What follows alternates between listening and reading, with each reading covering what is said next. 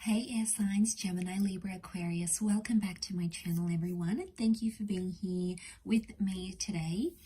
We are going to be looking at when you will potentially reconcile with a special person. So if there's an ex or someone on your mind, someone you want to reconnect with, we're going to look into when you could possibly reconnect or reconcile and how that will play out. So this is intended for all air signs watching. Also to the cross watchers, if you're dealing with an air sign, this reading can be for you as well. So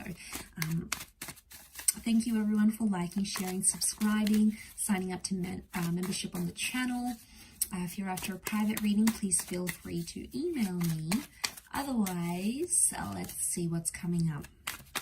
When will you reconcile? So when is that reconciliation coming with your special person?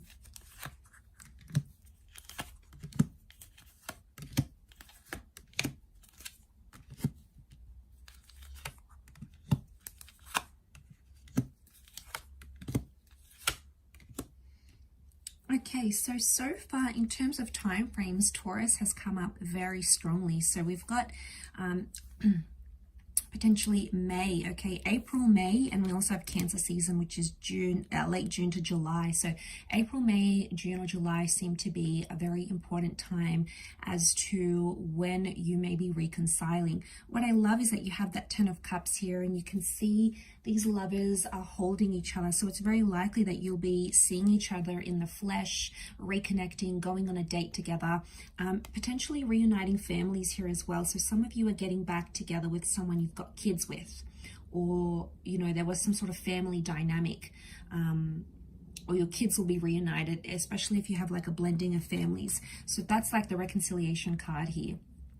And I feel like it's a positive outcome. We've got the rainbow. The rainbow comes out after the storm. So I feel like you need to go through the hardest part, air signs, before you can receive that rainbow. And, you know, it's often the case, right? It's always darkest before the dawn. We need to, you know, it's that concept of us needing to go through all those hard yards before we get that chance. And I feel like with the Ace of Pentacles, if a reunion is coming, I feel the Ace of Pentacles is telling me that it's very likely that once you hook back up with this person or you get back together with them, it's very likely that you could be together for a long time.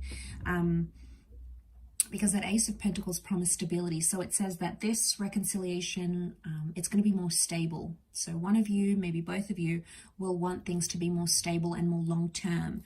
And you've got the marriage card with the Hierophant. So for some of you, I'm seeing with that reconnection or reconciliation, marriage is very likely in the cards here with the Hierophant, because that's the marriage card here. King of Pentacles is the last king of the deck. He's the last character of the courtly characters in the deck. So this could very well be the last person you're with, as in like last person you're intimate with, your last boyfriend, girlfriend, because it's like it's the person that you're going to want forever with, and you won't be interested in anyone else. So it's very likely for those of you that are wanting a reconnection, this could bring potential for the two of you to be together forever. Okay, so there's a foreverness here. So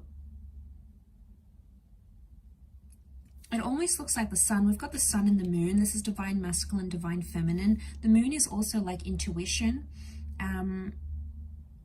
It's also like, so the Taurus is love. The Taurus is that Venus energy, and then you have the moon. So you're both potentially missing each other. Okay, you miss the life you had together. Maybe you had kids, you were married, you lived together. And since you've been sort of parted, things have been imbalanced. So we have this imbalance here. Okay, so one of you is possibly doing worse off than the other. It depends who, but one of you is like more desperate than the other. The other one sort of got the upper hand in the relationship. But either way, I feel you both have felt some sort of imbalance in your life since you've both been separated, or since you've both been away from each other. It's created imbalance. It's made them look at life differently, I feel, being without you. I feel like with the with the Eight of Swords, I think it's something about them not knowing what you've been up to. So I don't know if you've closed down your social media, if you don't respond to this person at all, or you know, if they ask you about you, you don't really tell them those personal information, because the Eight of Swords is like the fear of not knowing anything. So this person is wondering about you. They're thinking where you're at, what are you doing, who are you doing it with, who are you doing? So just to get a little bit cheeky. So it's like they're having these anxious thoughts about you. Now, there's still love that exists, so I'm not surprised. We've got the Queen of Cups, so they still care.